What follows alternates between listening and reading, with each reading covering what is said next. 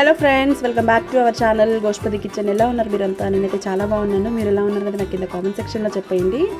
ఈరోజు ఒక tasty recipe తోటి ముందుకు వచ్చానండి. అదేంటంటే చికెన్ కర్రీ. ఇది గుంటూరు స్పెషల్ చికెన్ కర్రీ అండి, మా నాన్నమ్మ స్పెషల్.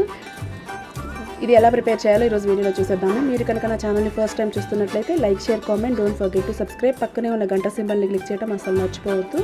లేట్ చేయకుండా వీడియో స్టార్ట్ చేసేద్దాము. నేను ఇక్కడ హాఫ్ కేజీ చికెన్ తీసుకున్నానండి. నీట్గా కడిగి పక్కన పెట్టేసుకున్నాను. 3 పచ్చిమిరపకాయలు, 2 టమాటోలు, 2 ఆనియన్స్ కూడా తీసుకున్నాను. వీటిని సన్నగా ముక్కలుగా కట్ చేసుకుందాము.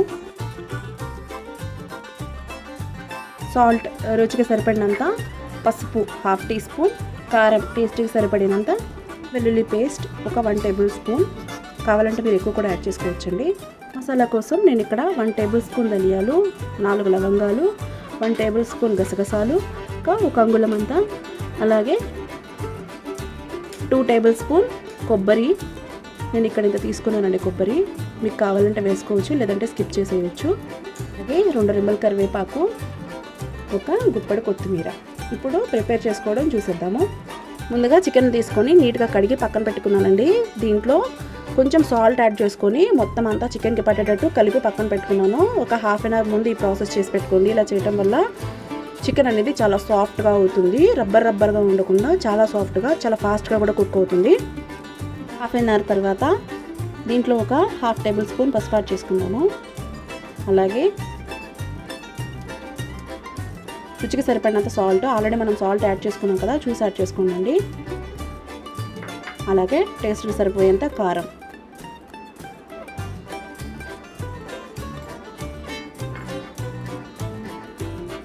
అలాగే అల్లం వెల్లుల్లిపాయల పేస్ట్ కూడా వేసి మొత్తం అంతా కలిపి పెట్టేసుకుందాము.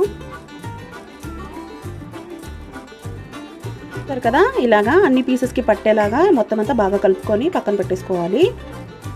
మనం ఇందాక చూపించిన ఆనియన్, టమాటో, పచ్చిమిర్చిని ఇలా కట్ చేసుకొని పక్కన పెట్టేసుకున్నానండి. ఇప్పుడు కూర ప్రాసెస్ ముందుగా స్టవ్ ఆన్ చేసుకొని ఒక గిన్నె పెట్టుకున్నానండి.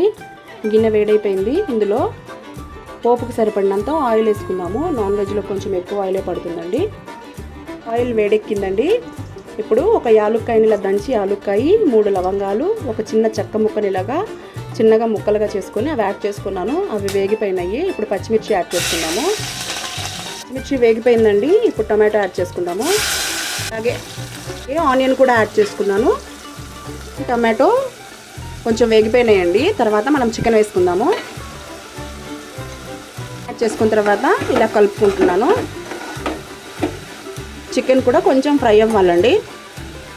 పెట్టుకొని ఒక 5 మినిట్స్ ఫ్రై చేసుకుందాము. 5 మినిట్స్ వేగిపోయినాయండి ముక్కలు. ఇప్పుడు మనం వాటర్ యాడ్ చేసుకుందాము.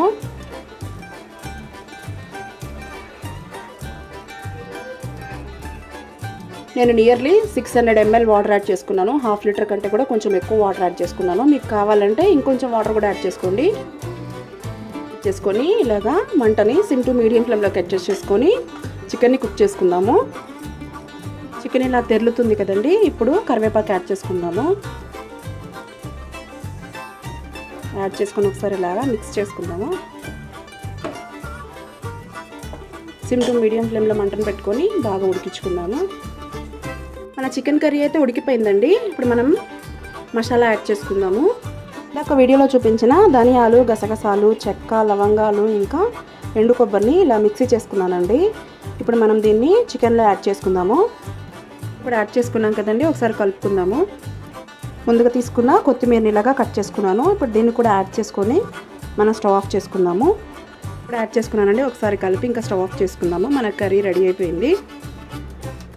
నేను మీకు కర్రీ అని చెప్తున్నాను కానీ యాక్చువల్లీ ఇది కర్రీ కాదు, చికెన్ పులుసు. సరే ఇంకా మనం దీన్ని సర్వ్ చేసుకుందాము. బౌల్లోకి సర్వ్ చేసేసుకున్నానండి దీన్ని. అంతే, మన టేస్టీ గుంటూరు స్పెషల్ కోడి పులుసు రెడీ అయిపోయింది. ఒకసారి మీరు కూడా ఖచ్చితంగా ట్రై చేయండి. ట్రై చేసి ఎలా వచ్చిందో నాకు కింద కామెంట్ సెక్షన్లో చెప్పండి. నా ఛానల్ని ఇంతవరకు సబ్స్క్రైబ్ చేసుకోకపోతే సబ్స్క్రైబ్ చేసుకోండి.